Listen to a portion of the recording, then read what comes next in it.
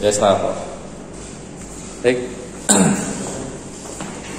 Jadi untuk belajar ke modul itu kita perlu paham tentang soal aljabar ya. Semoga meskipun ada dulu nggak paham banget tentang waktu grup maupun ring karena online, semoga Anda sudah biasa sedikit jeeling lah ya. Apa sih yang dimaksud dengan struktur aljabar itu? Jadi kalau ada keyword kata-kata struktur aljabar itu beda dengan aljabar itu sendiri ya. Kalau ilmu aljabar itu ilmu yang mempelajari tentang apa ya istilahnya, pengabstrakan matematika, itu aljabar. Pengabstrakan itu apa Pak? Pengabstrakan itu ya maksudnya kalau kita mau menghitung yang diberikan oleh Januari itu sebenarnya aljabar, kemudian kasus nyata, ya. Kemudian dibawa ke model matematika, kan gitu. Nah kalau kasus nyata itu kan biasanya variabel itu kan maknanya bisa banyak. Kalau pemodelan yang kita ingat waktu di SMA mungkin dulu SPLDV gitu. Kita menghitung optimisasi atau optimasi tentang lahan parkir. X mewakili motor, Y mewakili mobil. Itu kan biasanya menghitung misalkan keuntungan maksimum kan gitu. Itu kan nanti yang mewakili apa, X mewakili mungkin harga beli, Y mewakili nilai jual, Z mewakili biaya produksi dan sebagainya gitu.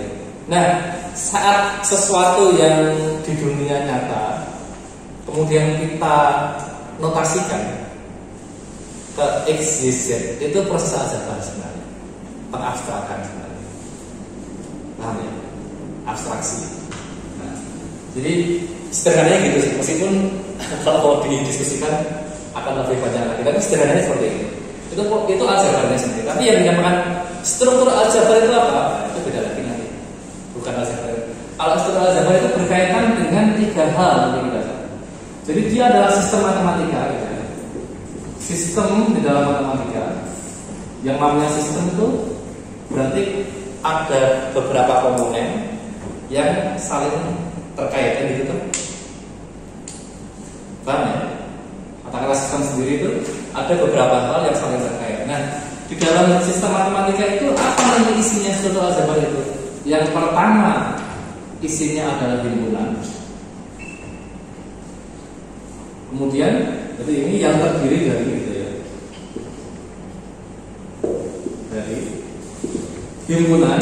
Yang kedua adalah operasi. Yang ketiga adalah hukum-hukum yang berlaku atau sifat-sifat yang berlaku. Ini tiga hal ini. Jadi kalau kita bicara struktur aljabar itu, kita sedang mempelajari sistem matematika. Yang sistem itu terdiri dari apa? Himpunan, operasi, terus ada sifat-sifatnya. Nah, himpunan itu bisa satu saja, bisa lebih dari satu. Operasi juga gitu. Bisa satu operasi, bisa lebih dari satu operasi. Sifat-sifat juga gitu. Antara satu struktur dengan struktur yang lain, sifatnya ada yang satu aja, sifatnya ada yang dua, ada yang tiga, dan seterusnya. Paham ya? Nah, inilah yang membedakan nanti istilah-istilah yang selama ini Anda kenal dengan bingung itu. Grup, ring, daerah integral, lapangan, vektor, modul. Itu yang membedakan ini sebenarnya. Berapa himpunannya? Apa saja operasinya? Apa saja sifat-sifatnya? Itu aja sebenarnya yang apa namanya membedakan antara satu struktur dengan struktur yang lain. Kalau kita paham itu nanti gampang di belakang apa? Nah, yang pertama yang paling simpel adalah struktur yang terdiri dari sebuah himpunan dengan sebuah operasi. Itu yang paling simpel.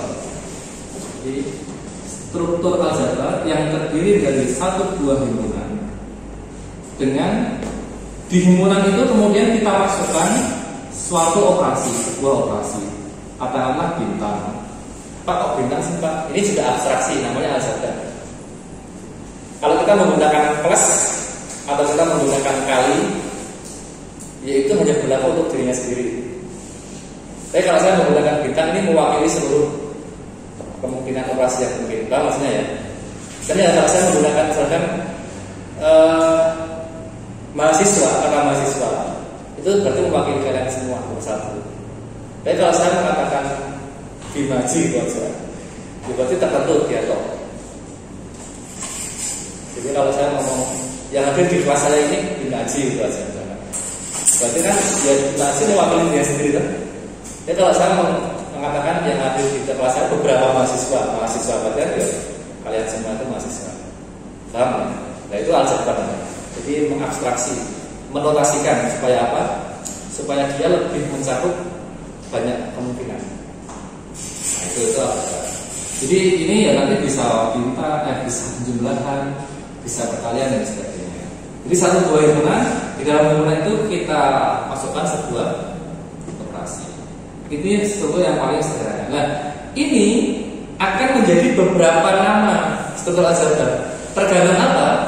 Tergantung sifatnya atau aksioma yang berlaku.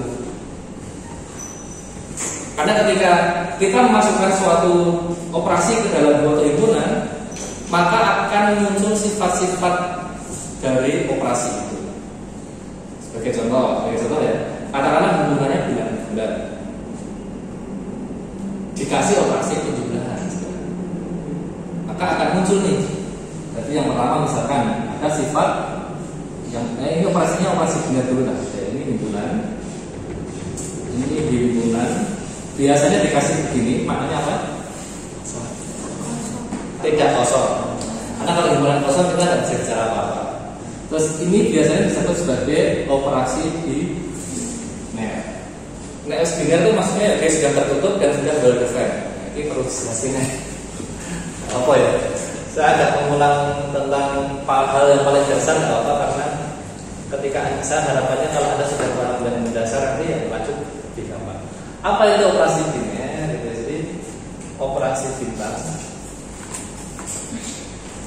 Operasi ini katakanlah bintang ini ya, dikatakan operasi biner jika apa? Ada dua syarat sih. Yang pertama dia tertutup.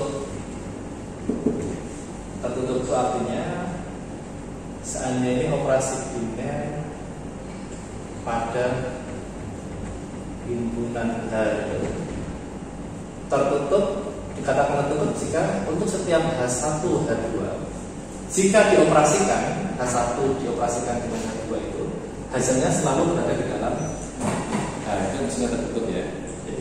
Jadi hasil seluruh elemen apapun dioperasikan dengan operasi bintang itu tidak keluar dari himpunannya. Itu tertutup. Yang kedua namanya well defined. Well defined itu terdefinisi dengan baik. Itu apa maknanya? Itu maknanya untuk setiap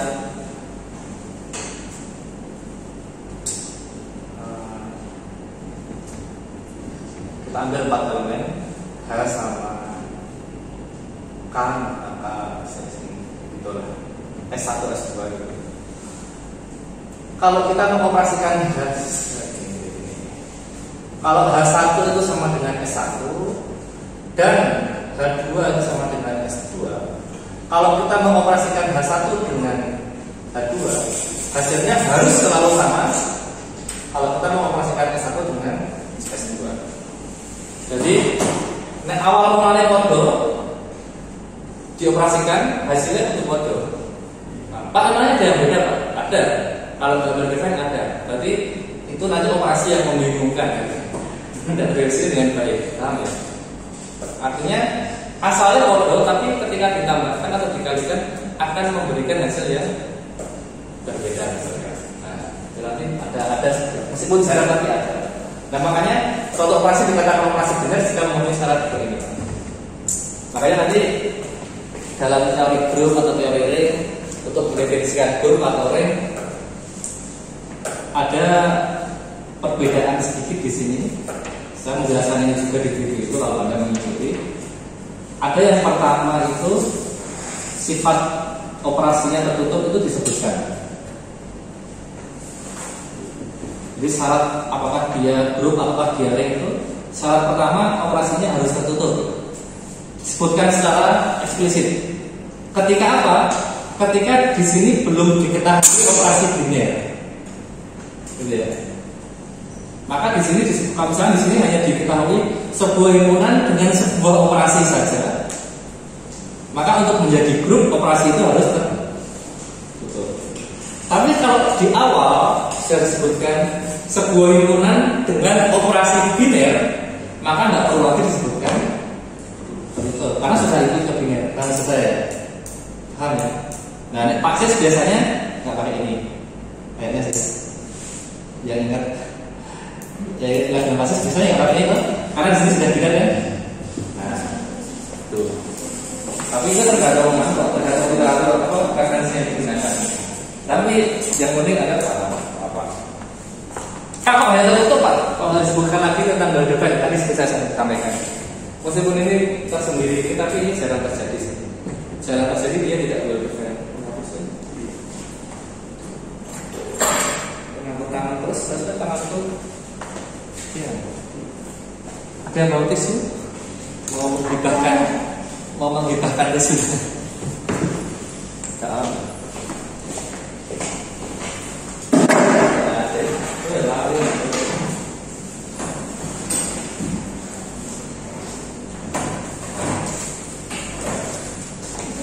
Sebenarnya lebih tepatnya kapas. Tisu itu atau berusaha tapi nggak apa sih? Ataupun wah kita tisu larang Pak.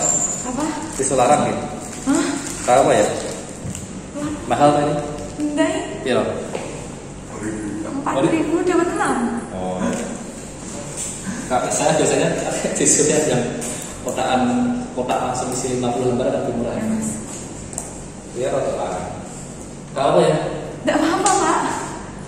Nih, saya menggunakan langsung biner saja. Jadi asumsi awal kita operasinya sudah biner, ya. Jadi ada sebuah himpunan dikasih sebuah operasi biner. Jadi saya tidak perlu lagi menulis sifat tertutup dan sebagainya, karena sudah ikut di sini, gitu ya. Bisa modelnya sudah gini dulu. Ini struktur yang paling sederhana. Himpunannya satu saja, operasi binernya satu. Nah, nanti perbedaan sifat-sifat di sini itu yang kemudian membedakan nama-nama struktur itu, jenis-jenis struktur itu. Yang pertama, asosiatif. Biasanya yang muncul sifatnya adalah asosiatif. Yang ini paling sering dilakukan karena ini lebih mudah, sederhana sifatnya. Apa? Kalau kita punya 3 elemen, misalkan elemennya adalah A, B, dan C gitu.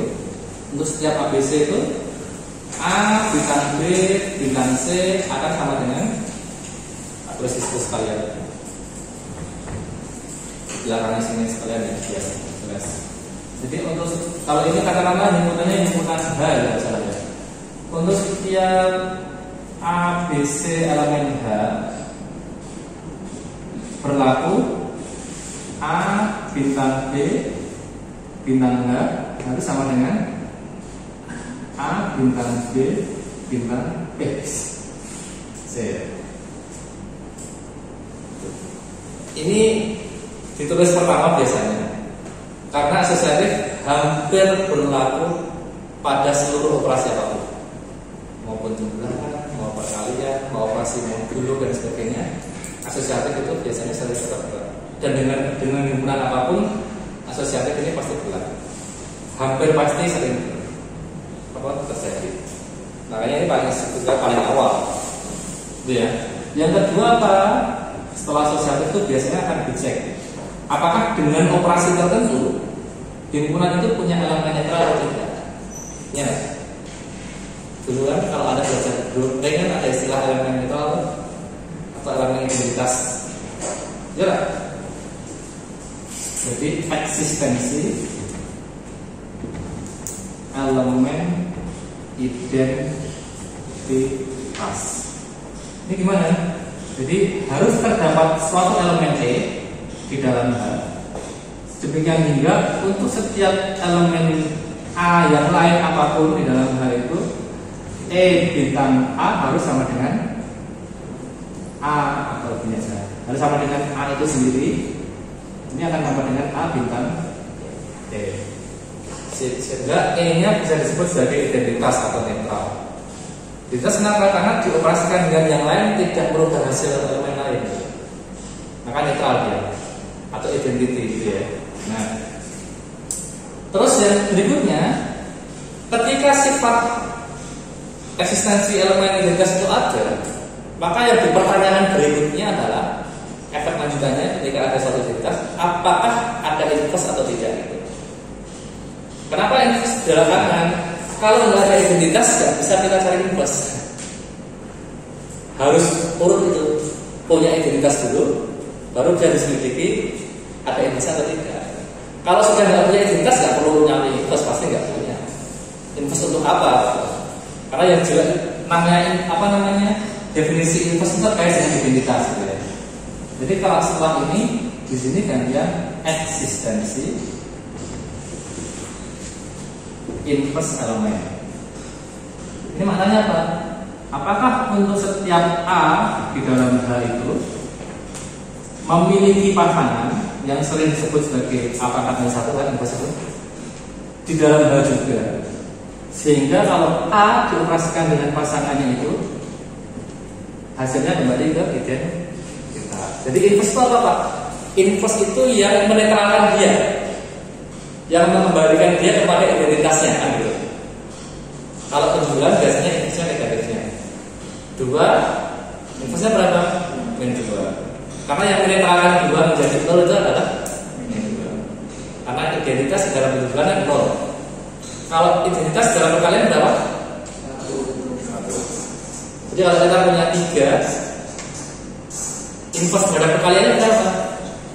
Sepertiga. Kenapa? Karena yang mengembalikan 3 kepada identitas, yang mengembalikan 3, yang menjadikan 3 kepada 1 sepertiga. Itu ya. Nah, makanya sebelum kita bicara inverse harus tahu identitasnya dulu itu. Kalau nggak tahu identitas, mau diinverskan kemana? Gitu? Mau dinetralkan kemana? Ke berapa? Paham loh? Paham nggak? Paham ya? Nah, yang berikutnya sifatnya sederhana, tapi biasanya ditaruh di terakhir karena nanti dia sering digunakan penyebutannya tidak terlalu esensial ya. Tidak terlalu esensial tapi gampang banget. Apa itu namanya komutatif. Komutatif kan pada sederhana. Apakah dibolak-balik sama dasar atau tidak? Jadi ini bunyinya untuk setiap A, B, elemen AB di dalam H, apakah kalau A dioperasikan dengan B hasilnya sama dengan B dioperasikan dengan A? Masih terjangkau dengan oleh video? Masih Pak.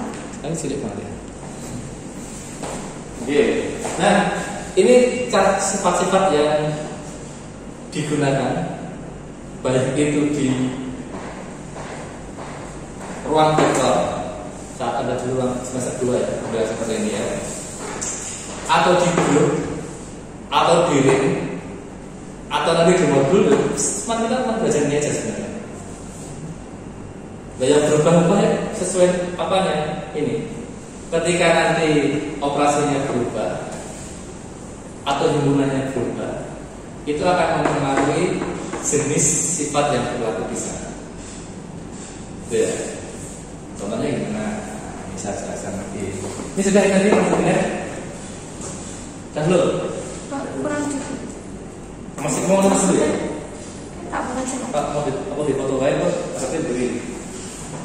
Karena kita ada hanya ini. Kita jeda sholat dulu nanti gimana? Di pendek dulu ya, sebentar ya. Apa lagi? Lanjut. Kami ini. Kami ini ada terlalu sengaja ya. Ada berapa apa sholat sama belakang kanan ya. Nanti jadi imam masuk.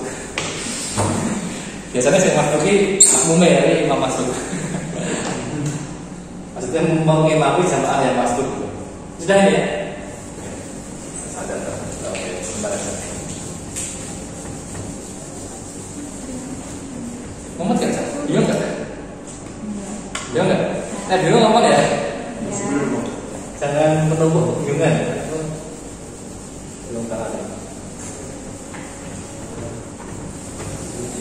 Nah, tadi ya bahwa sifat-sifat itu akan berlaku biasanya sesuai dengan himpunan atau operasi yang diberikan. Contohnya gini, saya langsung ambil operasi langsung saja, himpunan saja. Misalkan himpunannya adalah bilangan asli. Bilangan asli atau bilangan alam, biasanya sebutnya N, natural number ya. Mulainya berapa? Satu. Mulainya? Satu. Alhamdulillah jadi. Seterusnya ya. Nah, diberikan operasi binarnya, operasi penjumlahan.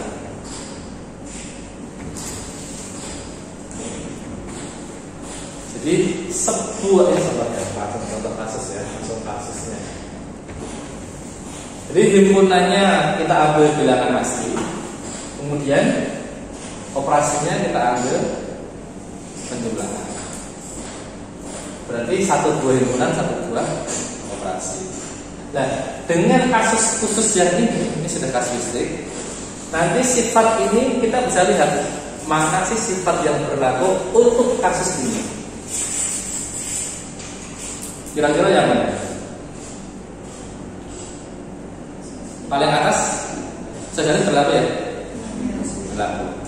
Yang kedua, punya elemen bebas atau tidak?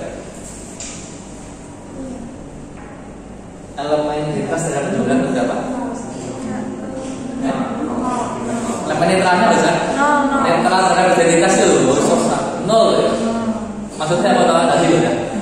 Elemen itu kalau ditambahkan dengan elemen lain tidak akan mengubah hasilnya itu. Nol kan? Nol dari sini kan? Nggak ada. Nah, berarti kita nggak bisa bicara ini. Kalau ini nggak bisa, berarti apalagi ini? Paham ya? Berarti kita cukup bicara yang ini saja. Atau ini bisa sebenarnya. Tapi nanti belakangan saja. Karena ini sifat tambahan ya. Sifat utama yang sering muncul itu yang tiga ini. Nah, kalau kita hanya punya satu sifat sosial toh, nah maka orang-orang kemudian memberi nama ini. Memberi nama. Ada sebuah himpunan, ada sebuah operasi, dan hanya berlaku satu buah sifat toh di dalam sistem itu, yaitu sifat sosial. Apa namanya kemudian? Masih ingat? Nama sistemnya apa ini? Atau strukturnya namanya apa? Lupa?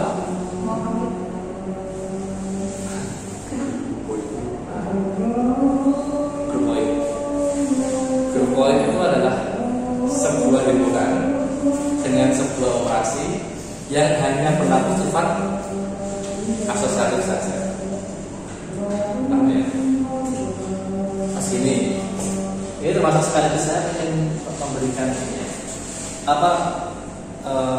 cara berpikir atau cara meneliti atau cara menjadi mungkin namanya terkenal di dalam aljabar atau di dalam matematika ini. Dia menemukan konsep baru tadi. Konsep barunya adalah dia bisa memperluas atau dia menemukan dari kasus kok ada perbedaan sifat, dia kasih nama baru. Caranya kayak gitu. Contohnya ini, meskipun saya nggak tahu ya di dalam konsep yang satu himpunan atau operasi itu mulainya dari yang sifat utuh berkurang atau sifat sedikit berkembang. Artinya saya nggak tahu, perlu nanti tentu saya cek lagi. Apakah mulainya dari grup poin gitu, berkembang ke monoid ke grup, atau mulainya dari grup dulu, sifat yang utuh semuanya ada, baru berkembang, baru nanti diperlebar, dikurangi sifatnya menjadi monoid grup poin. Itu yang nggak tahu. Tapi dua cara itu bisa berlaku di dalam penelitian aljabar matematika murni. Jadi bisa dengan menambah sifat terus dikasih nama. Artinya penguatan namanya. Paham?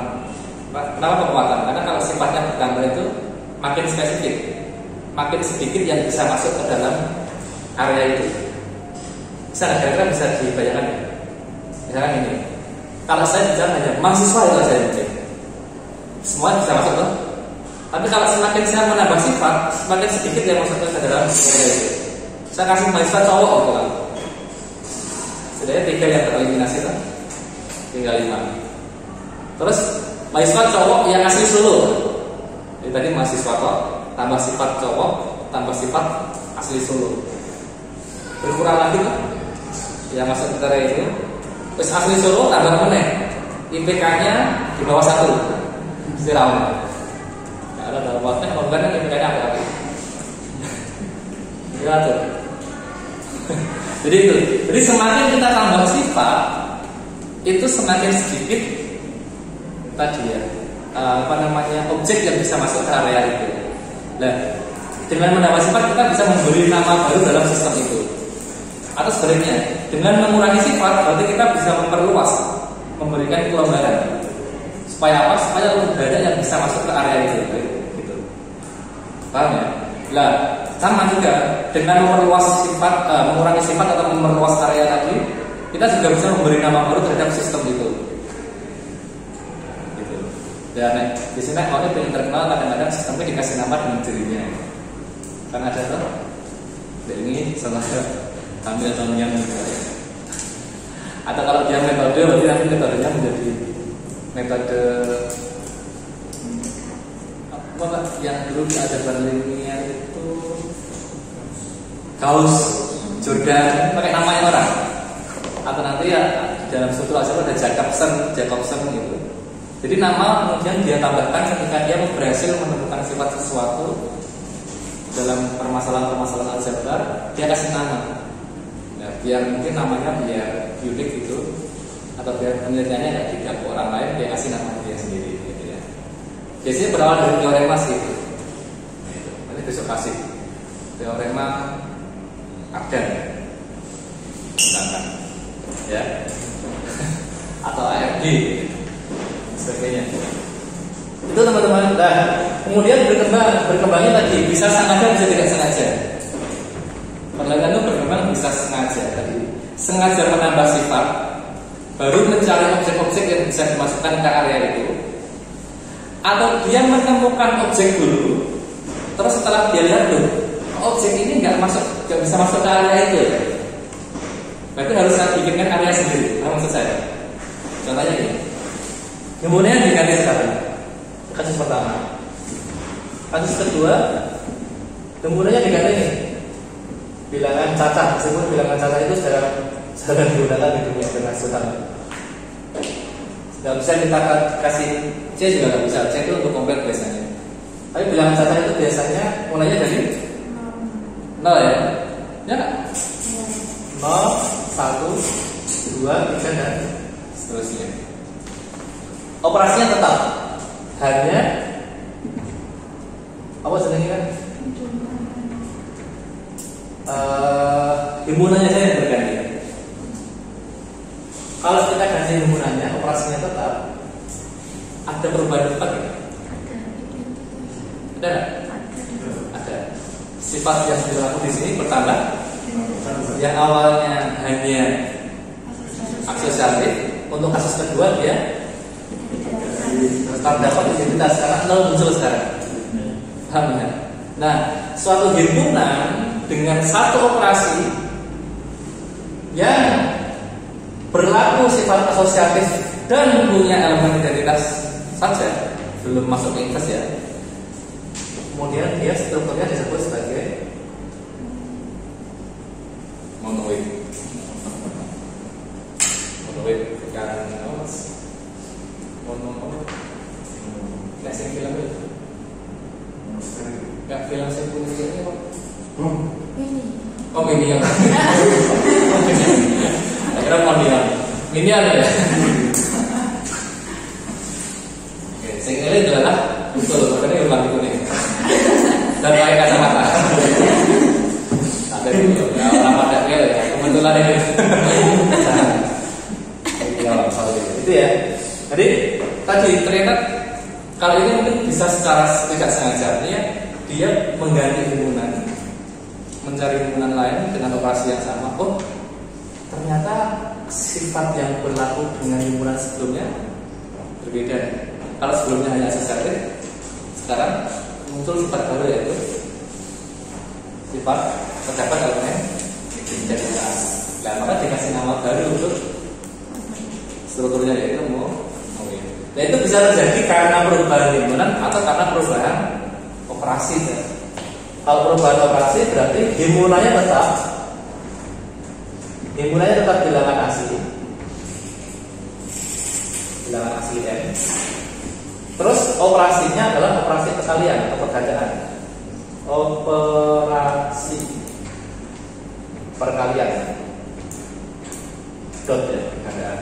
Nah, tetap 1, 2, 3, tapi operasinya perkalian. Asosiatif berlaku 1 kali 2 kali 3 atau 2 kali 3 baru kali 1. Bolak-balik sama saja. Asosiatif itu relatif hampir di semua jenis struktur berlaku. Nah, makanya struktur paling sederhana disebut grupoid. Pak, kalau menyederhanakan lagi Pak, berarti di himpunan dengan operasi tanpa sifat apapun itu jarang. Makanya nggak ada namanya. Nama sederhana adalah grupoid ketika ada sifat asosiatif. Karena kita jarang menemukan ada operasi yang nggak berlaku sifat asosiatif itu. Coba boleh kita nggak ada. Operasi apa yang sifat asosiatif aja nggak berlaku? Nah, kalau Anda nanti menemukan mungkin bisa kasih nama Anda sendiri untuk strukturnya. Jadi ini kan, ini seperti yang kedua. Asosiatif berlaku, dia punya identitas berapa? 1. Jadi kalau yang kedua ini berubah operasinya, bisa merubah jenis strukturnya.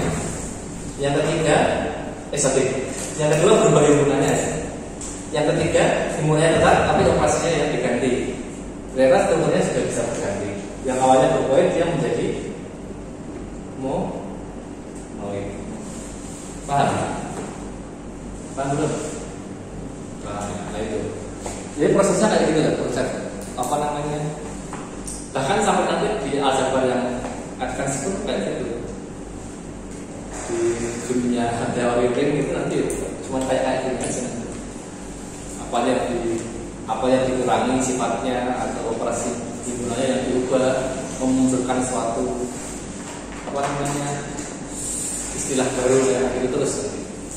Nah, kemudian yang keempat misalkan himpunannya diperluas lagi nih.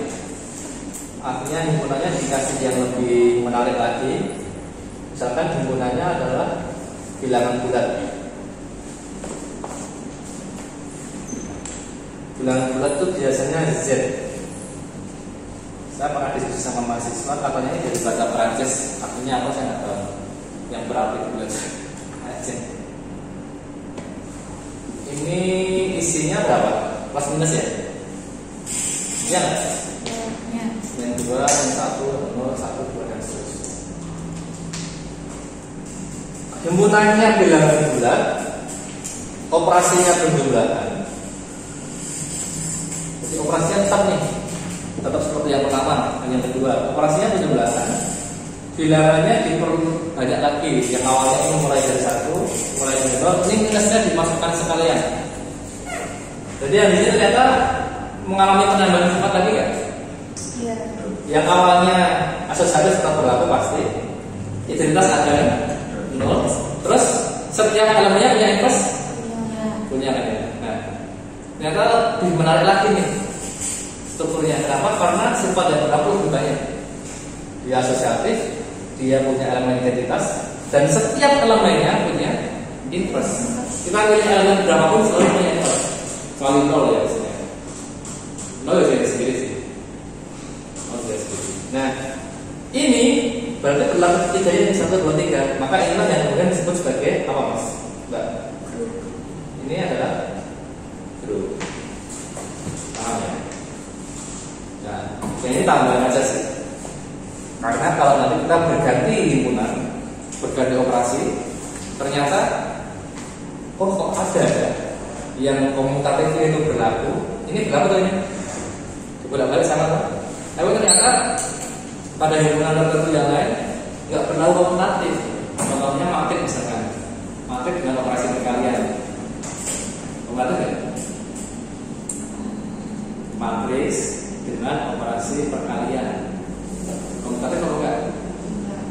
A kali B adalah sama dengan pabrik saudaraan. Nah, munculnya perbedaan karakter itu yang nanti mendasari munculnya istilah baru. Makanya yang berlaku komutatif disebut sebagai grup komutatif, yang tidak berlaku komutatif disebut sebagai grup saja. Paham ya? Jadi kalau ini hanya tambah, jadi sampai sini aja sudah jadi grup. Tapi kalau sampai sini menjadi grup komutatif. Jadi prinsipnya kayak itu cara kerjanya sih. Makanya kalau di modul kan, di Maxwell kan, ya cuma mainnya gitu. Awalnya Maxwell jadi min plus, ya lah. Awalnya max jadi min, kan gitu aja. Jadi perubahan-perubahannya gitu. Yang di max plus saat kita menggunakan max sifatnya berlakunya kayak gimana? Terus saat min, apakah seperti itu berlaku atau tidak? Kita lihat itu kan, namanya kayak gitu. Jadi ketika kita mengubah operasi atau ketika kita mengubah himpunan, apakah sifat yang berlaku sebelumnya tetap berlaku pada himpunan atau operasi yang baru atau tidak? Ya, proses penelitian di dalam aljabar atau matematika murni itu kayak gitu. Nah, ya. Semoga Anda sudah mulai sedikit tercerahkan, terutama yang maksudnya aljabar.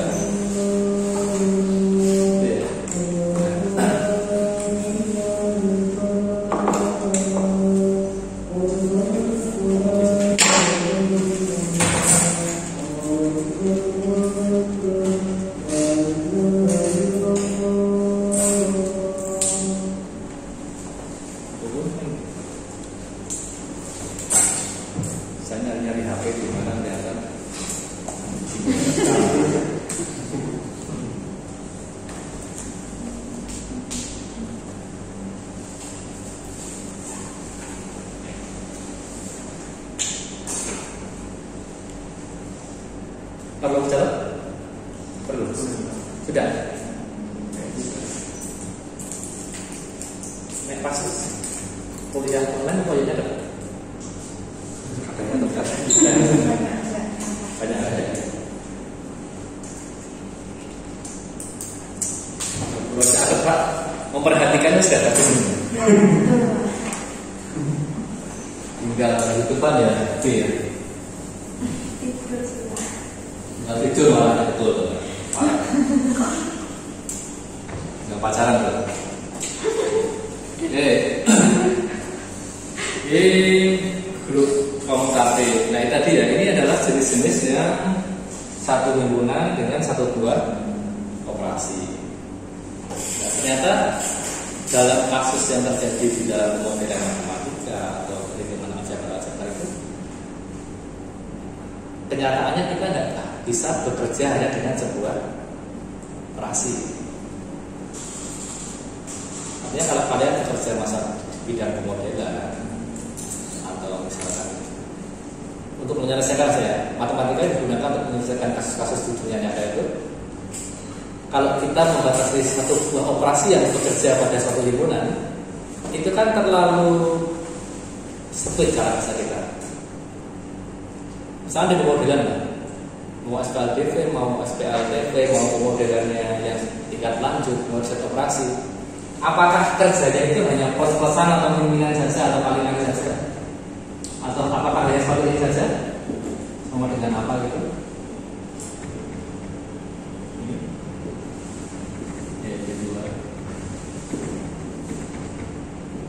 Gini aja. Atau apakah maksudnya gini? Kalau gini berarti ini sudah fix ini. Seandainya misalkan ya SIV misalnya, jangan misalnya yang benjen ini kelihatan di sini ya, ada kaitannya itu loh, sakit atau misalkan gitu saja. SIV apa maksudnya? Suspect infected area apa? vaksin ya, vaksin. Nah, apakah angka itu bulan? Terus kita hanya melakukan penjumlahan saja. Berarti maksudnya satu orang terinfeksi, satu orang suspek, satu orang vaksin toh? Atau ini bisa dikalikan dengan koefisien tertentu? Bisa. Maksudnya apakah kita bekerjanya hanya dijumlahkan toh? Atau dikurangi toh? Atau ini kali-kali kok misalnya gitu. Atau tadi kurang-kurang kok gitu. Atau kita juga butuh mengalihkan dengan bilangan tertentu, dengan koefisien tertentu, parameter tertentu. Iya. Kalau kita batasi hanya satu operasi untuk penjumlahan, bisa nggak menyelesaikan model? Modelmu, udah satu model aja. Sorry.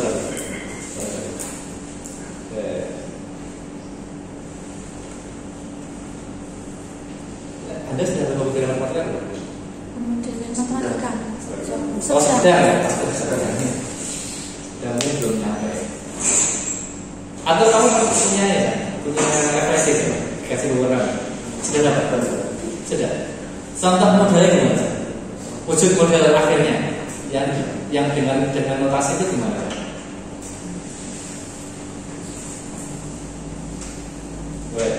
Bisa. Jalan keluar kakaknya aja netes, wujudnya Jokowi. Bisa? Ada di situ? Ini yang ada ini cuma mobil itu orang ini tentang kali dulu yang mulai ini nanti sila coba bantu simpan apa yang baru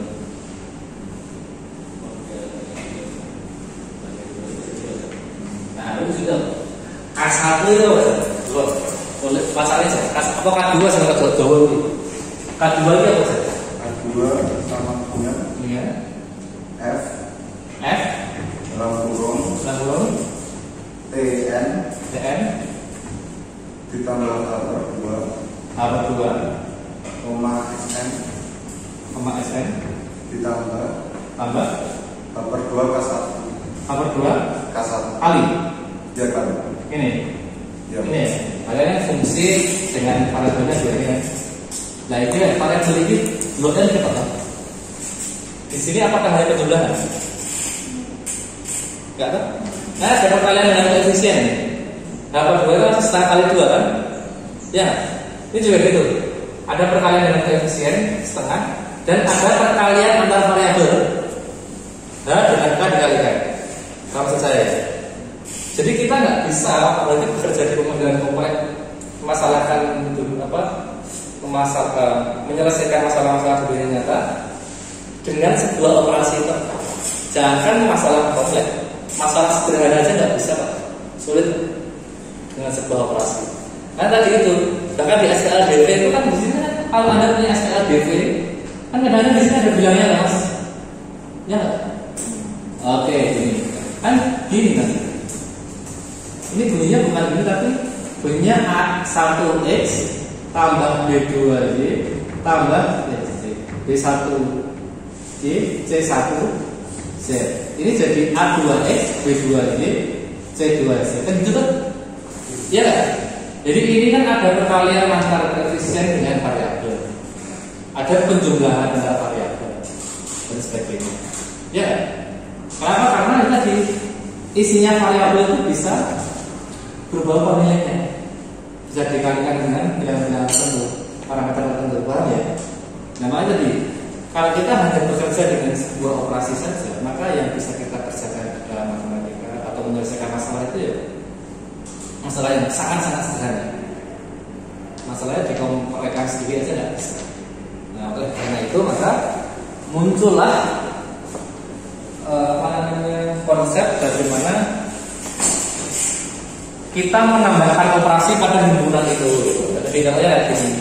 Operasi yang bekerja di sini tidak hanya himpunan tapi operasi perkalian. Artinya dalam himpunan atau dalam universe semesta pembicaraan itu kita bekerja dengan dua buah operasi sekarang. Yaitu penjumlahan dan perkalian. Dan ini yang paling sering kita temui dalam matematika itu bekerja dengan dua buah operasi. Ya, penjumlahan dan Pak, kok ada perkalian dan pembagian dan pengurangan Pak? Itu inverse-nya sebenarnya. Kalau kita bicara setengah itu sebenarnya inverse dari dua. Kalau kita bicara negatif itu inverse dari penjumlahan. Paham ya? Tapi kan sifatnya sama. Sifat pembagian itu sama dengan perkalian. Sifat penjumlahan itu sama dengan penjumlahan, pengurangan sama dengan penjumlahan. Makanya kan tipe London ya. Ping poro lan sudo. Jadi ping poro itu maksudnya pembagian dan perkalian itu setara sederajat. Kalau dia ketemu dalam sebuah barisan operasi itu bisa dikerjakan mana dulu terserah. Penjumlahan dan pengurangan juga sederajat, kan? Tapi kalau ada perkalian pembagian dan pengurangan penjumlahan, dia beda derajat karena beda kelompok. Paham ya? Kembali ke sini ya. Ketika kita tambahkan begini, sebuah operasi lagi perkalian. Oke, kalau ini bintang ini jangan yang simbol tertentu lagi lah, yang umum lagi ya, pagar. Dan kayak ini nomor HP kan biasanya ada bintang dan pagar. Saya kira serat dulu ya. Ngecek pulsa dulu pakai bintang pagar kan. Zaman ada SD mungkin ya. Bintang 55 pagar. 888 pagar. Sekarang kan sudah ada aplikasi Telkomsel, aplikasi Indosat. Nah, jadi sudah tinggal lihat itu, nggak perlu ngecek lagi. Saya masih menggunakan itu sampai saya kuliah. Cek pulsa kita harus SMS kalau nggak saya kuliah dia di nomor WA. Sampai saya lama banget. Makanya dulu ada istilahnya Jarkom. Jarkom itu jalur komunikasi itu bener-bener jarkom, bener-bener rantai. Misalnya nih buat bidang 153, ketuanya Kabid 1, Kabid 1 menyampaikan ke si A harus meng-SMS si B, si B harus meng-SMS si C, si C harus meng-SMS si D, si D harus konfirmasi ke ketuanya, memastikan jalurnya berjalan. Karena apa? Kalau ketua jalur ngomong apa, boros lah. Terus saya kan kapat. Berasa utang atas ya. Wilah kisah jalur ngomong sak kapat. Istilah bilang rapat, ketuanya ini yang dulu stafnya papat kok. Nah misalnya ketua umum jalur kabeh stafnya ada betul, gitu ya. Nah itu makanya dulu kayak gini ya. Saat belum ada WA, belum ada BBM, jalurnya benar-benar rantai ini. Saya masih merasakan itu awal kuliah.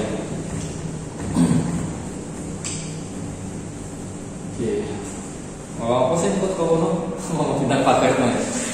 Apa sih? Nah ini kalau bertambah 2 operasi, nah nanti juga kita akan menemukan sifat-sifat yang menarik juga antara satu himpunan dengan 2 operasi. Kita ubah himpunannya, oh ternyata antara satu himpunan dengan himpunan yang lain itu punya perbedaan jenis-jenis sifat. Contohnya ya. Jadi kita sudah sekarang masuk ke sebuah himpunan dengan 2 buah operasi. Apa lah, hari ini belum masuk obrol nggak apa? Ini masih belajar. Belajar yang paling sederhana. Misalkan himpunannya adalah bilangan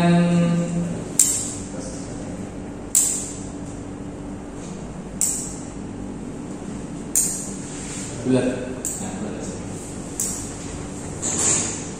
Kemudian operasinya, kalau di sini tadi bilangan bulat dengan sebuah operasi penjumlahan, ternyata dia menjadi grup ya, bahkan berkomutatif. Terus seandainya gini, saya di sini dulu kembali ke tadi, himpunannya tetap bilangan bulat, set ya. Terus operasinya kita ganti nih, yang awalnya penjumlahan menjadi perkalian. Kira-kira sifatnya benar nggak? Berkurang kah? Berkurang. Berkurangnya ya kan? Gak ada ini mas. Identitas masih ada. Jadi berapa sekarang identitasnya? Iya maksudnya. Terhadap perkalian ada berapa? Identitas itu gitu kan? Identitas berlaku hanya untuk operasi tertentu. Jadi kalau kita berganti operasi, identitas yang sebenarnya tidak usah dibicarakan lagi gitu. Paham ya? Berarti ya kita sekarang bicara hanya identitas terhadap operasi perkalian saja. Apa itu? 1. Bilangan 1 maksudnya. Paham ya? Nah, jadi asosiasinya tetap berlaku, ada identitas tapi inversenya menjadi tidak ada karena ini bulat-bulat nih. Terhadap perkalian biasanya inversenya berupa pecahan. Pecahan nggak masuk sini kan? Nah, berarti hanya berlaku ini sama ini saja. Kalau itu saja, maka sama seperti yang ketiga ini. Dia jadi apa? Monoetik. Nah nanti di sini kan, kalau bilangan sudah kita kasih dua buah operasi. Jadi misalkan penjumlahan dan perkalian itu. Nah, ini bisa dianalisa satu persatu. Makanya kalau ada belajar ring, beberapa buku itu langsung menyebutkan semua sifatnya.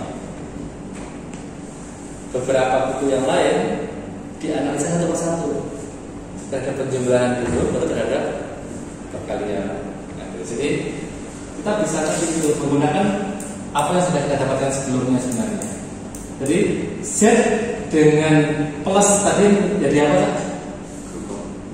Grup baik ya? Grup tadi grup komutatif grup. Terus Z dengan perkalian jadi apa? Monoid ya? Betul nggak?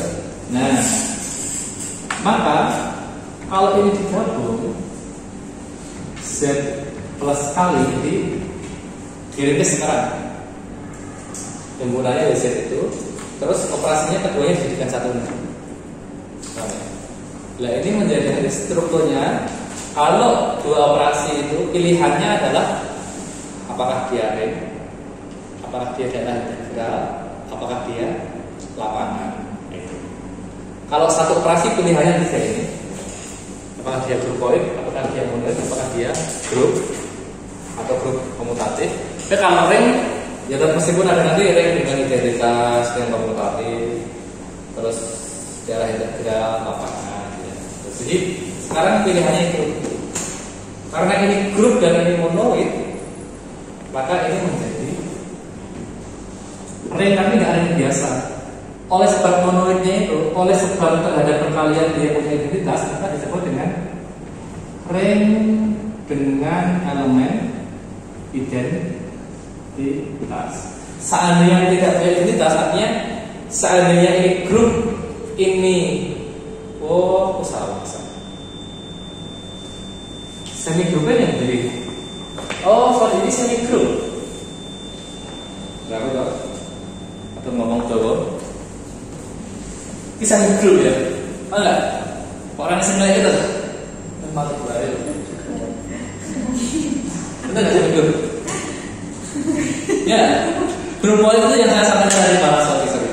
Grup monoid itu yang sembarang himpunan dengan sembarang operasi tanpa memperhatikan sifat kita ini gitu ya. Struktur lemah yang sedang terjadi semi grup. Betul nggak? Ya, betul nggak? Kan semi nggak? Ada ya? Semi grup. Nah itu ya. Jadi kalau ini grup, ini semi grup, itu cukup untuk menjadi ring sebenarnya. Jadi apa yang dimaksud ring itu? Tapi ada tambahan sih yang mesti dipenuhi, yaitu sifat distributif. Itu piring dari kanan nanti. Pak, distributif itu apa Pak? Distributif itu kerjanya bareng antara penjumlahan dengan perkalian. Perkaliannya kan sendiri-sendiri nih. Terhadap penjumlahan dia grup sendiri. Terhadap perkalian dia monoid, itu juga bekerjanya di perkalian sendiri. Tapi kalau distributif itu sudah sama kerjanya. Jadi untuk setiap 3 buah elemen itu misalkan ABC saja biar sama. Itu bunyinya gini kan, basic satu kan. Artinya dalam satu sistem ini, satu persamaan ini muncul sekaligus penjumlahan dan perkalian. Ini menjadi didistribusikan ke sebelah kanan AC. Yang kedua dibalik, A plus B kali C harus sama dengan AC tambah BC. Nah ini syarat tambahan untuk jadi ring itu harus ada ini. Ini yang mengaitkan antara operasi penjumlahan dengan operasi perkalian. Tanpa ini, meskipun dengan buah-buah operasi, mereka masih sendiri-sendiri. Paham ya? Artinya kerjanya penjumlahan sendiri, kerjanya perkalian sendiri, tapi ini sudah bekerja bersama-sama. Paham maksudnya ya? Nah, itu ya. Terus saya ini tak dihapus teman-teman, ini penting. Saya hapus di sini.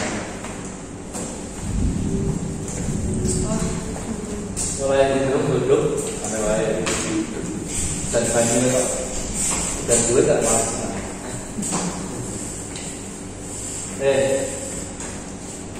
masih dengan dua operasi sekarang. Himpunannya yang kita ubah, operasinya sama. Himpunannya misalkan bilangan real. Nah ini ya, real. Operasinya juga dua, yaitu penjumlahan dan perkalian. Sekarang kira-kira kan real dengan penjumlahan itu jadi apa? Bilangan real dengan operasi penjumlahan jadi apa? Grup tadi ya? Ya. Dia punya identitas ya? Apa? Nol. Punya identitas kan? Pasti ya. Terus kalau ini dengan perkalian, real dengan perkalian, kira-kira jadi apa? Punya identitas ya? Punya identitas? Punya. Karena real memuat pecahan juga ya. Grup komputer nggak kira-kira? Bolak-balik perkalian sama? Nah, ini menarik. Jadi operasinya masih sama, penjumlahan dan perkalian. Operasinya bilangannya yang kita perbanyak jenis bilangan. Bilangan bulat itu banyak bulat-bulat. Real itu termasuk pecahan dan sebagainya. Diperluas bilangannya. Ternyata setelah diperluas bilangannya, himpunannya sifatnya bisa bertambah. Jadi yang awalnya di operasi kedua dia hanya monoid. Kalau sekarang di operasi yang kedua dia bisa sama-sama jadi grup, bahkan sama-sama jadi grup komutatif. Dan ini pasti tetap berlaku, pastilah. Distributif pasti tetap berlaku ya. Nah ini yang kemudian menjadi struktur paling istimewa ya sejauh ini yang sampai hari ini. Struktur paling istimewa untuk satu himpunan dengan dua buah operasi.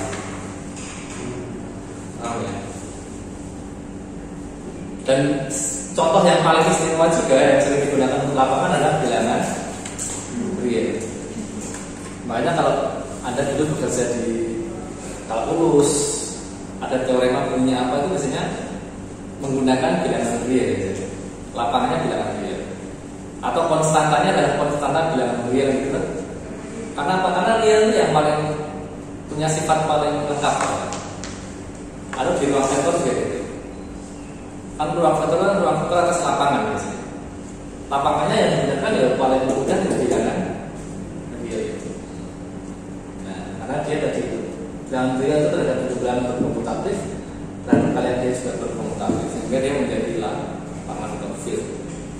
Jadi kalau daerah integral itu sebenarnya terkait dengan sifat lain sih, yaitu sifat ada tidaknya elemen pembagi nol yang dikerjakan. Jadi bukan sifat yang terkait dengan ini, makanya bisa jadi daerah integral itu varian lain lagi, bukan varian yang terjadi karena bertambah atau berkurangnya sifat ini ya. Tapi karena ada sifat lain yaitu munculnya suatu elemen unik yang istilahnya elemen membagi nol. Apa itu elemen membagi nol? Mereka tidak nol, tapi kalau dikalikan menjadi nol. Contohnya di Z6 ada 2 dan 3. Kemudian bilangkan kalau dulu 6, 2 tidak 0, 3 tidak 0. Tapi dikalikan bisa menjadi 0. Makanya 2 dan 3 itu menjadi elemen membagi 0. Nah, ring yang mempunyai pembagi 0 ya sudah menjadi ring saja. Tapi kalau ring kok tidak mempunyai pembagi 0 disebut sebagai daerah integral. Paham ya? Jadi daerah integral itu bukan tidak terkait dengan sifat utama ini, tapi terkait dengan ada tidaknya elemen pembagi 0. Jadi kira-kira gitu saja. Jadi muncul nama baru, muncul istilah baru itu karena ada tadi mungkin ada orang yang sengaja memberi sifat baru, terus akhirnya terbentuk sistem baru, akhirnya dikasih nama baru. Atau sifatnya sudah fix nih, sifatnya sudah fix saat ini, tapi karena kasusnya berganti, tadi contohnya ya, bisa berganti himpunan atau bisa berganti operasi. Ternyata sifat yang berlaku pada kasus yang berganti itu berbeda-beda. Maka kalau dia berbeda, maka kita memungkinkan memberikan nama baru selama belum ada peneliti sebelumnya yang ngasih nama. Paham belum maksudnya? Paham ya? Nah, itu tentang dasar sekali tentang struktur aljabar. Jadi yang saya katakan ini Anda pernah mendapat ini di sebelumnya dari Pak C sampai dari Pak Sam. Video saya nyimak nggak sih? Oh, alhamdulillah. Kayak nyimak ya kayak gini juga kan sebenarnya yang tak sampaikan di video itu. Dengan itu kira-kira Anda memahami grup ring itu jadi lebih terbuka wawasannya atau jadi makin sulit? Lebih mudah atau jadi apa? Jadi biasanya buat kita patokannya loh.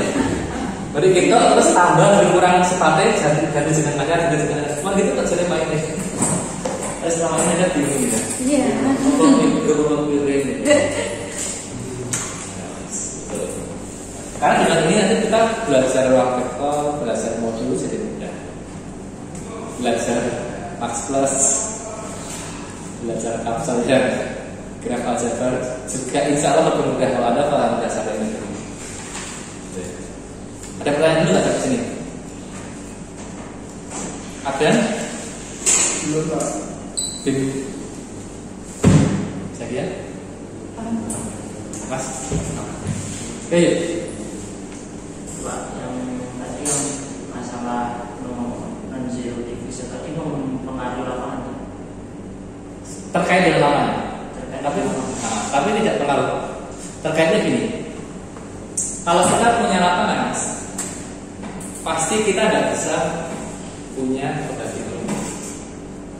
Jadi kalau kita sudah jelas punya lapangan itu nggak mungkin punya pembagi nol, Mas. Kenapa? Karena adanya inverse setiap elemen itu. Adanya inverse setiap elemen itu menjamin tidak mungkin ada pembagi nol. Coba aja cari di hubungan bilangan modulo itu, Mas. Kalau modulnya bilangan prima, modulo bilangan prima itu berapa? 2, 3, ya. 5 prima nggak? 5 prima, 7 prima ya. Nah, dan seterusnya bisa kalian menemukan pembagi nol di sini. Karena mereka tidak punya faktorisasi dari bilangan prima kan cuma satu dari dirinya sendiri kan? Ya nggak? Nah, karena dia faktornya hanya satu dari dirinya sendiri, makanya nggak mungkin. Karena maksud gini, 0 di dalam bilangan modulo itu kan dirinya sendiri. 0-nya 5 kan ya, 0-nya di Z5 kan 5 sebenarnya. Ya nggak? 0-nya di Z7 kan 7 sebenarnya. Paham ya maksud saya? 0-nya di Z6 kan 6. Ya nggak? 0 itu kan ya pada 6 terus. Nah, karena 6 itu punya faktor, makanya dia punya pembagi 0. 2, 3 itu kan faktornya 6. Ya, nah itu 2, 3 itu faktornya 6, makanya mereka punya pembagi 0. Tapi karena bilangan prima itu nggak punya faktor, kita mungkin bisa menemukan pembagi 0. Nah, dan Z yang prima, ZP itu akan jadi lapangan. Ya. Kenapa? Karena biasanya ZP ini dia setiap elemen akan punya inverse. Makanya setiap lapangan itu pasti nggak punya pembagi nol. Alasannya apa? Kalau menggunakan bukti itu gini. Jadi diasumsikan, diandaikan ya. Andaikan ada pembagi nol. Katakanlah zero divisor Z ya. Z di dalam field F, lapangan F diandaikan maksudnya. Dan jelas-jelas lapangan punya setiap elemen punya inverse ya. Jadi dianggap Z itu elemen lapangan yang merupakan pembagi nol. Akibatnya apa? Terdapat bilangan lain, katakanlah A elemen F, di mana A itu tidak nol. Sehingga kalau A dikali Z akan sama dengan nol, gitu kan? Ya, kan itu yang dapat pembagi nol itu kan? Dia sendiri tidak nol. Dia punya teman yang juga sama-sama tidak nol. Jadi kalau dikalikan harus sama dengan nol. Terus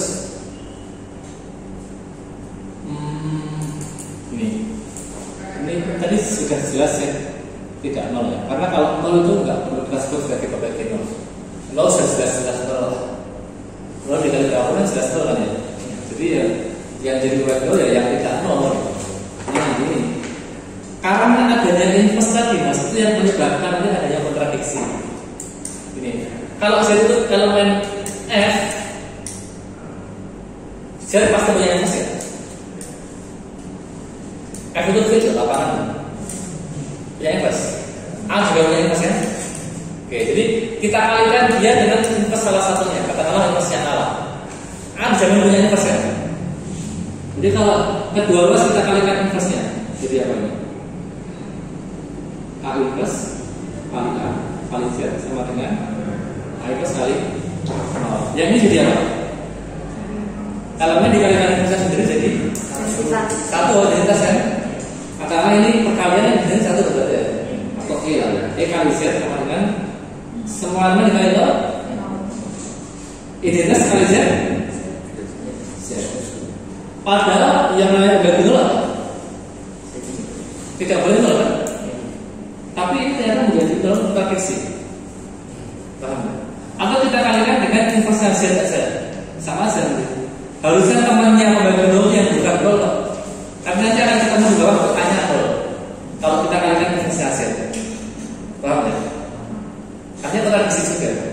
Padahal sekarang untuk dikatakan membagi nol itu keduanya harus bukan nol.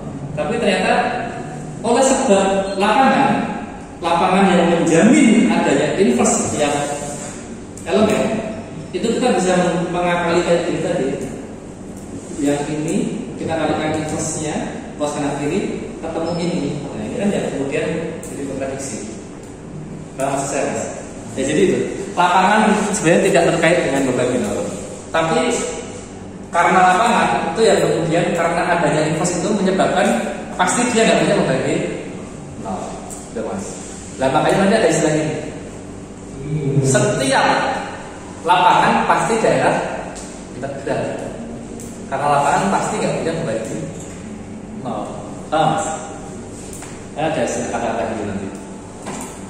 Terus setiap daerah integral bisa menjadi lapangan dengan syarat. Syaratnya syaratnya himpunannya berhingga. Berarti ini tadi mereka daerah integral bukan? Punya membagi nol tadi, Z5 Z7 tadi, yang prima tadi nggak punya membagi nol kan? Berarti dia tidak sebatas sering, tapi dia termasuk daerah ini. Nah, hingga apa enggak? Hingga kan elemennya kan cuma ini, nah itu tujuan ya. Nah, daerah integral yang berhingga ini yang nanti bisa menjadi lapangan. Jadi entah gimana caranya, kalian akan pasti bisa menemukan inverse dari setiap elemennya. Cek aja Z7. Z7 berarti identitasnya berapa? 1 kan? Ya. 1 berarti inverse dirinya sendiri, jelas ya. 2 inverse berapa? 4. Kok bisa Pak? 1 itu kan berarti nanti melipatnya ke 8 kan? 1 berikutnya kan jadi 8. Karena 8 modulo 7 kan 1. Paham nggak maksudnya? Paham nggak? Terus 1 berikutnya berapa? 15 ya? Pokoknya yang penting kalau dikalikan ketemu 1 atau ketemu 8 atau ketemu 15 kan itu tuh. Atau ketemu 22 kan itu. Kan ini semua kan 1. Ini semua 1 di dalam Z7 kan? Berarti 1 inverse dirinya sendiri, 2 inverse-nya 4, 3 inverse-nya gitu. Kita 5 ya enggak? 3 kali 5 15. 15 per 7 kan 1 gitu loh. 6 inverse-nya masuk nggak ada?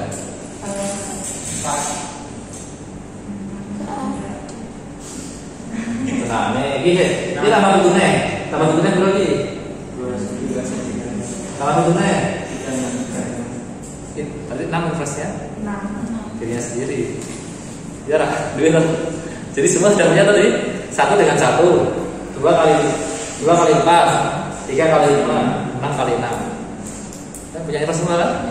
Nah, ya. Kalau punya input semua berarti dia apa? Kok bisa itu Pak? Karena memang ada teorema yang menjamin bahwa kalau darah integral itu berhingga inputannya, dia pasti akan jadi lapangan.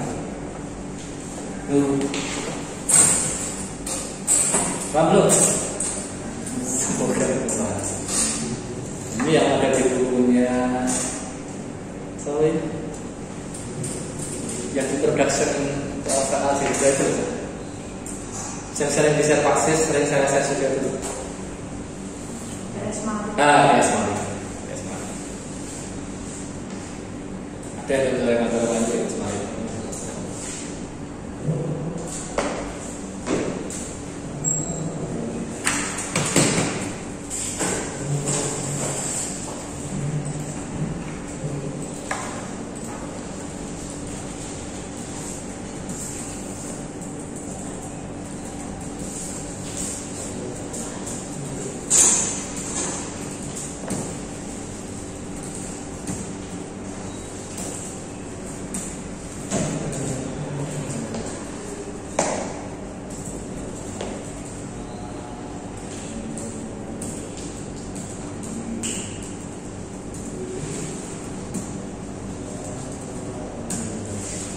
Dapat dulu ini? Ada pertanyaan lagi? Jan? Pertanyaan? Aman. Bisa ini? Ya, yes. Yakin ya? Bahasa Indonesia ya, kita mau lakukan baik. Ayo, rasanya kayaknya udah. Oke, itu dasarnya cara. Satu lagi apa ya? Pertemuan pertama, karena ini saya dua pertemuan saya agak bisa. Sedikit lagi ya, sedikit lagi. Menuju ke nanti rapat dan modul biar jelas kalian. Ini sudah saya bos. Saya tadi kita baru bicara yang satu himpunan. Grup, ganti grup, range, dan sebagainya itu satu himpunan. Yang sini tadi dengan satu buah operasi, ini satu himpunan dua buah operasi. Dan ruang vektor itu sudah dua himpunan. Tadi baru satu himpunan semua tuh. Grup itu satu himpunan satu buah operasi, range itu satu himpunan dua buah operasi. Nah, ruang vektor dan modul itu sistem yang operasinya ada dua, dan itu yang memang dalam dunia nyata lebih realistis lagi. Kenapa? Karena ada objek, ada variabel, ada koefisien. Yang biasanya objek dengan koefisien itu beda jenis. Tadi kemudian tadi saya keluar tadi. Misalnya objeknya kan bisa manusia, kan gitu ya. Bisa penyakit, bisa virus, bisa dalam satu operasi misalkan, bisa barang produksi, bisa bahan baku itu produknya. Tapi kita bekerja hanya dengan produk-produk atau objek-objek itu kan nggak bisa menyelesaikan masalah juga. Karena objek atau variabel tadi itu punya kelipatan, punya nilai yang berubah-ubah jumlahnya. Manusia jumlahnya bisa banyak, bisa sedikit, gitu, bisa naik turun. Artinya dia bisa nilainya bisa berubah berdasarkan koefisiennya. Maka koefisiennya bisa dikali semakin banyak, semakin kecil bisa. Menurut saya tak? Bingung ya? Pak Paulus ya? Kalau kalian di SPL DV aja lah dua variabel ya. Y sama dengan K1 A2X K X karo Y itu biasanya apa? Masalah di dalam dunia nyata kan? Ya kalau parkir motor atau mobil gitu kan? Ya. Atau kalau misalkan dia dalam masalah ekonomi ya mungkin harga beli, harga jual gitu kan, dan sebagainya, betul ya? Nah, tapi ininya apakah juga sejenis dengan XY? Ini, definisinya apakah sejenis dengan XY-nya objeknya? Enggak kan? Ininya bisa bilangan. Ya enggak? Kalau menurut saya. Jadi sudah beda jenis. Nah, beda jenis itu berarti dalam satu hubungan atau tidak? Tidak, sudah beda hubungan. Paham ya? Nah, makanya kalau kita hanya bekerja dengan satu buah himpunan, meskipun operasinya ditambahi terus, tetap belum bisa banyak menyelesaikan masalah. Makanya berkembang dua buah himpunan, satu himpunan lain. Ada himpunan utama, objeknya. Di sini biasanya himpunan koefisiennya nanti, A-nya atau K-nya gitu kan, konstantannya dulu. Nah, maka dikenal yang pertama kali ada saat semester 2 itu disebut sebagai ruang vektor. Tapi Anda nggak sadar. Saat Anda belajar ruang vektor itu bahwa Anda sedang belajar spekulasi, orang nggak sadar. Nggak sadar kan? Anda tahunya ini berkaitan dengan vektor. Iya, ya, karena ada istilah vektor. Anda tahunya pokoknya ini kaitannya dengan vektor di ruang dimensi 2 dan 3 itu. Ya, kemudian dalam vektor itu berlaku sifat-sifat. Makanya apa dalam vektor itu? Kalau kita punya vektor U tambah vektor V, hasilnya tetap vektor. Betul nggak? Kalau kita punya 3 buah vektor ditambahkan, berlaku sifat asosiatif. Betul nggak? Betul? Kalau kita punya vektor U, sembarang vektor U, kita akan punya vektor 0. Demikian hingga vektor itu ditambah 0 hasilnya tidak berubah. Ya kan? Terus apa nih? Untuk setiap vektor kita punya kebalikan dari vektor itu. Kalau secara grafikal ya, secara geometris kan yang berlawanan arah itu. Berarti minus U dengan hingga kalau ditambahkan hasilnya apa saja? 0. Namanya inversnya vektor gitu. Terus untuk sembarang dua buah vektor U dan V, elemen himpunan V besar, kalau ditambahkan berlaku bolak-balik. Iki ditambah iki, hasilnya bodoh nggak? Iki tambah iki. Ya hasilnya ini hasilnya juga ini. Nama secara geometri kan itu maksudnya itu. Tapi sebenarnya itu kan sifat komutatif. Zero lupa mau. Nah, berikutnya kita punya konstanta K. Konstanta atau pengalika elemen satu lapangan dikalikan dengan suatu vektor, hasilnya tetap vektor. Betul nggak? Hasilnya vektor atau enggak?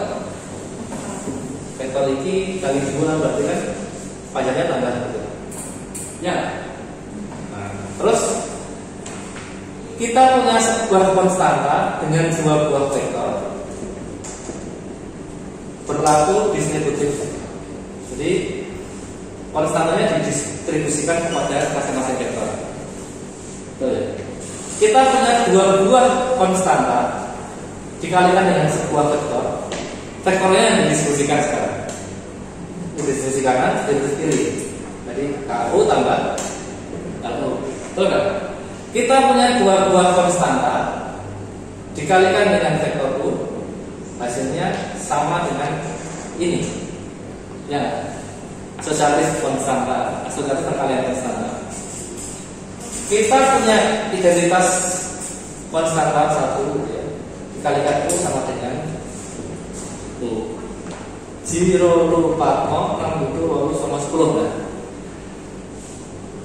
Kemudian dia disebut sebagai ruang vektor. Dan kenapa ruang vektor? Karena gini, inspirasinya gini. Sifat ini itu kebetulan memang berlaku di vektor ini kan. Kalau kita punya hubungan vektor di ruang dimensi 2 maupun ruang dimensi 3, ini tuh pasti berlaku di hubungan vektor itu. Iya nggak? Untuk vektor-vektor ini berlaku pasti nggak? Pasti kan? Nah, makanya nanti digeneralisasi. Awalnya dari ruang Euclid dulu itu. Apa sih Pak ruang Euclid? Ruang vektor berdimensi n. Jadi lah. Di sini x1, x2 sampai dengan xn dulu kan. Ruang vektor kan dimensinya diperluas sampai n dulu. Kan dia disebut sebagai ruang Euclid itu dulu. Nah, si elit aljabar linear sih. Aljabar linear terus mulai kan ya? Mulai bingung. Nah, ini ruang Euclid juga ruang vektor apa? Meskipun dimensinya banyak, meskipun di dunia nyata itu seolah-olah tidak nyata, karena nyatanya kan vektor ya 2 atau 3. Berarti ini di dunia abstrak nih. Tapi dia tetap memenuhi ini ya. Makanya ruang Euclid juga tetap ruang vektor. Diperluas lagi, tidak harus pasangan berurutan.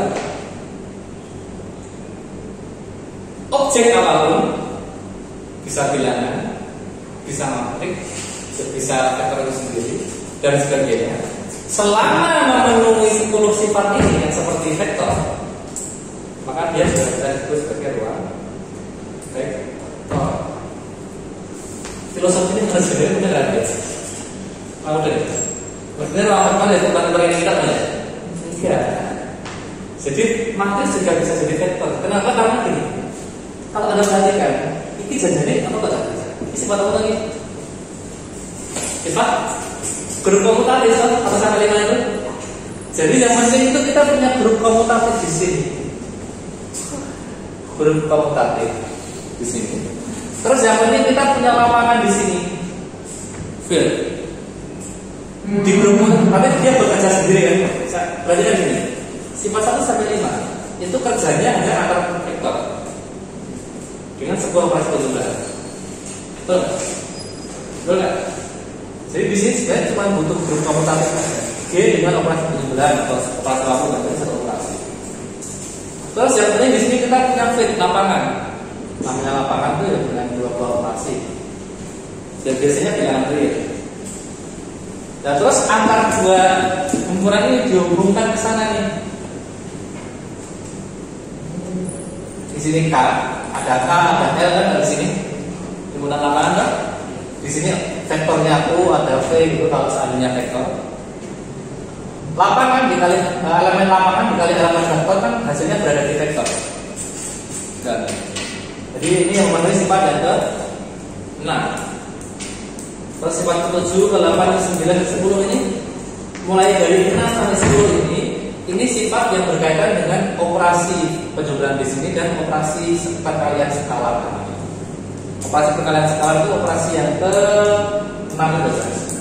Operasi yang menghubungkan antara elemen di lapangan dengan objek di grupnya. Nah, seringnya disebut sebagai operasi perkalian skalar. Beda dengan operasi perkalian di dalam lapangan yang ini. Bedanya apa Pak? Kalau operasi perkalian di dalam lapangan atau ring ini operasi antar objek-objek di dalam satu himpunan saja. Di dalam ring itu sendiri. Antar elemen di dalam ring, paham ya? Tapi kalau operasi pergandaan skalar, perkalian skalar antara elemen lapangan dengan elemen grupnya. Operasi antar 2 himpunan yang berbeda. Paham enggak? Nah, ini yang muncul dalam SPLDV, pemodelan antara koefisien dengan variabelnya itu kan perbedaan skala. Paham ya? Makanya ini tidak terwakili oleh ring tadi. Meskipun di awal saya menyebutkan ring itu 2 operasi. Oke, bisa asal ini satu himpunan yang sama, oke. Tapi karena dalam pemodelan, dalam dunia nyata itu ini itu ya himpunan bilangan biasanya, ini itu objek, gitu ya. Jumlah himpunan yang berbeda. Ya, kalau himpunan berbeda berarti konsepnya yang sering digunakan harusnya adalah ruang vektor. Makanya saat Anda belajar aljabar linear ruang vektor itu, Anda belajar juga tentang SPLDV, ya, sistem persamaan linear yang diselesaikan dengan Gauss-Jordan, diselesaikan dengan substitusi, dengan eliminasi itu tuh. Makanya kenapa itu munculnya di aljabar linear? Karena dia terkait dengan ini, Chan. Ada objeknya, ada bilangan skalar, ada hubungan perkalian antara skalar dengan objeknya, yang itu disebut sebagai ruang vektor. Paham belum di sini? Aku belum. Jadi kalau Anda sudah paham, makanya memang belajarnya untuk bolak-balik sih. Makanya dulu nggak disebutkan caranya gini mempelajari vektor. Kenapa? Karena saat itu Anda belum belajar teori grup dan teori ring. Anda belum tahu grup dan belum tahu lapangan saat itu. Tapi sekarang Anda paham tuh.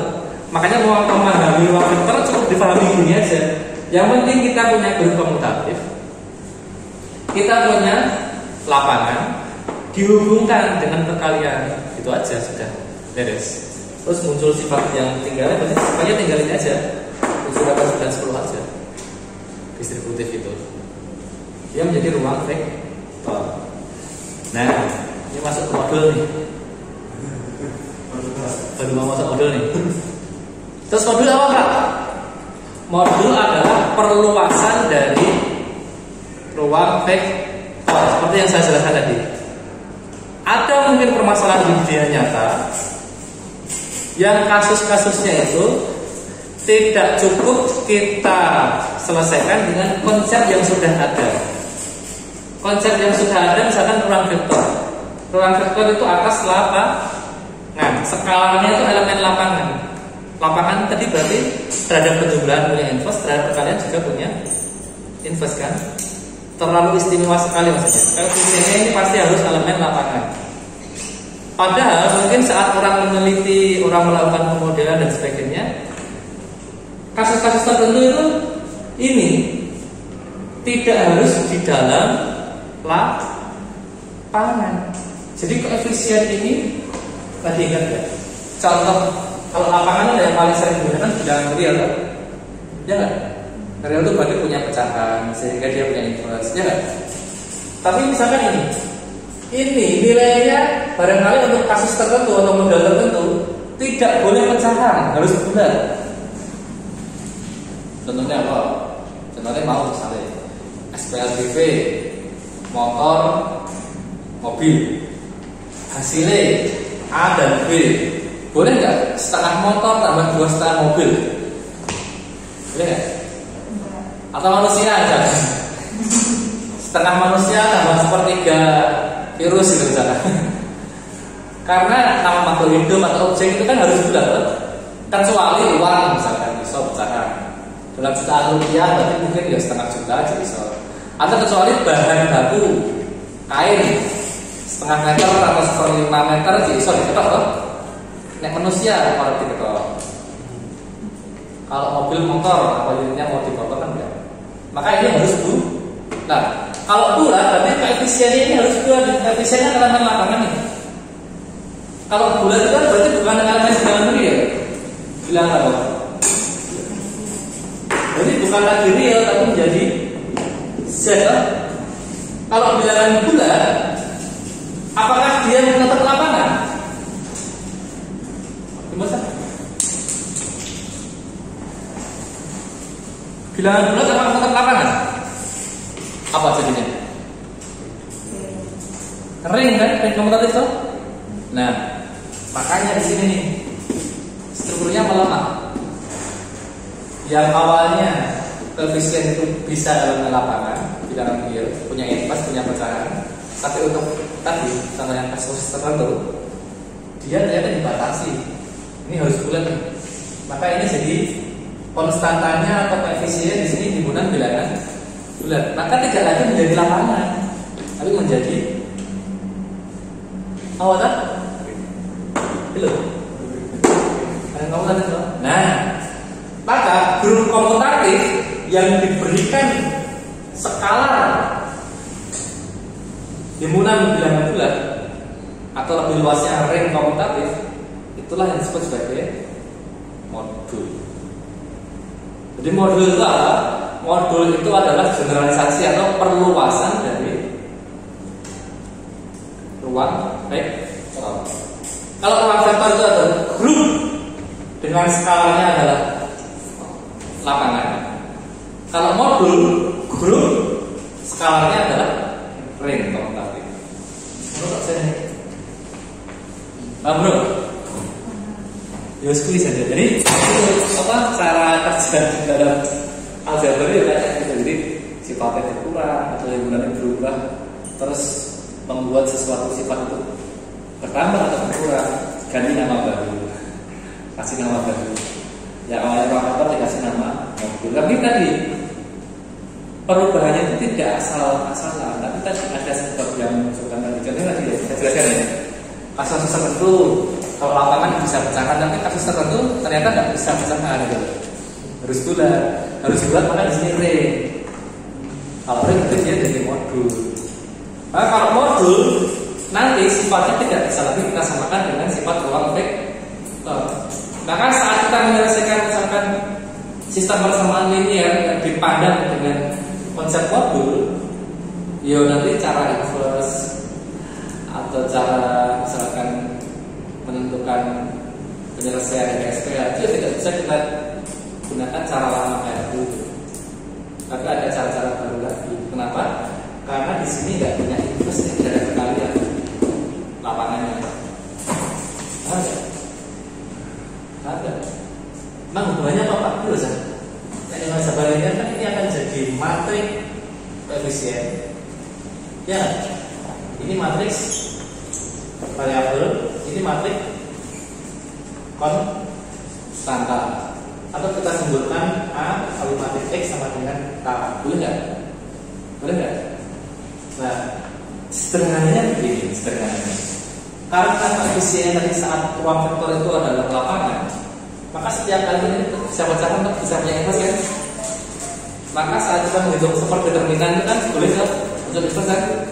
Maka di sini ya itu bisa diselesaikan dengan cara seperti ini. A inverse kan? Karena A inverse dijamin ada inverse. Karena dia elemen lapangan kan? Ya. Tapi ketika tadi intinya menjadi elemen ring, yang sini kan belum dijamin, yang dijamin ada. Kita bikin superdeterminan berapa itu nggak bisa, karena nggak boleh ada pecahan kalau bilangannya dengan bulat. Ya, maka solusi itu tidak, ya belum tentu ada, atau mungkin ada tapi dicari dengan cara lain. Karena tadi hanya belum tentu punya ini. Pas, paham ya? Nah, jadi itu, tapi tidak hanya dalam masalah pemodelan sih. Ini dalam masalah transfer itu ada teori coding. Terus dalam satunya teori coding itu kriptografi. Itu mungkin akan makin rumit ketika menggunakan konsep modul. Kenapa? Karena kalau kriptografi itu kan prinsipnya kunci dienkripsi, ya nggak? Dikembalikan, deskripsi lagi. Enkripsi dekripsi sederhananya ada fungsi diinverskan gitu. Nah inverse-nya mudah ketika fungsinya itu fungsi atas lapangan. Tapi karena fungsinya atas ring, kan mencari inverse fungsi itu jadi sulit. Nah maka sekarang sudah dikembangkan kata Putrano sih, konsep kriptografi, konsep coding dengan dasarnya dalam sudut pandang modul. Karena lebih susah dijebol orang. Cari inverse-nya lebih susah gitu. Karena ada inverse. Maksudnya ya, ada tapi caranya tidak semudah mencari inverse kayak biasanya gini kan, tinggal dibalik ya. Tapi mungkin harus ikut dengan beberapa langkah. Makanya keamanannya lebih kuat. Nah itu ini Pak Putrano banyak pengen sitin Pak. Maksud jangan sitin besok dokter kuliahnya karena kita belajar sendiri Pak. Itu ya.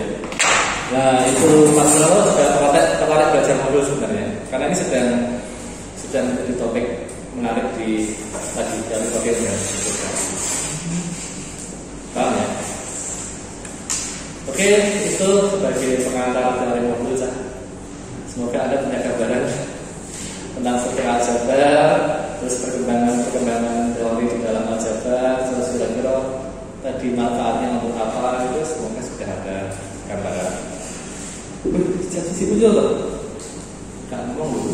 Makanya Islam di TV ini katanya saya KPK ngomong boleh Pak, belajar satu lah. Ini gara-gara oleh Mas, jadi sebenarnya sama Mas. Oke, baik, itu dulu ya. Sudah selesai di ya. Terima kasih atas perhatiannya. Insya Allah pada pekan depan lagi. Semoga pekan depan nggak molor banyak. Ini sampai duhurnya mau lor panjang ini.